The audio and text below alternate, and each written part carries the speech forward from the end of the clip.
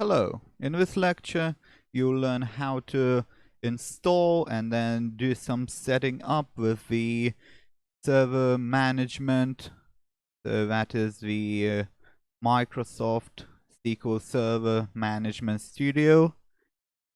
You can find it somewhere online, so it's in microsoft.com and it's this documentation page. So just either copy the link that I will provide or simply go and Google or Bing it.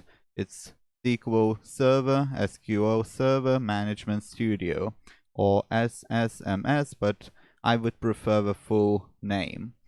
So now that you are in this page, you simply go to download this one, or as you can see, you have SSMS 18 public preview is now available. So we will go with a new one just in case, because we are using the 2019 SQL Server. So let's try this 18. And as you can see, it is available actually in several different languages. So you have French, German, and all the other ones. But personally, even if I were to speak those languages, I would go with English. You will probably have to work at some point with English version, and it might cause some difficulty then. So let's go with download SQL Server Management Studio 2018. Or maybe it's not 2018, it's just 18.0. It's for SQL Server 2019. You click on that. And as you can see, you have the setup. So I'll just run the setup. Let's see what happens. And we should probably wait until something happens, until it launches. And then we will go through the installation process.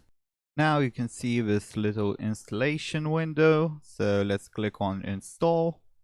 And let's wait for it to do its thing, and then we will move forward.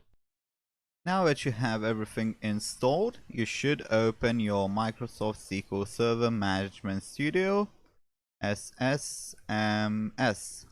That is short for the whole name.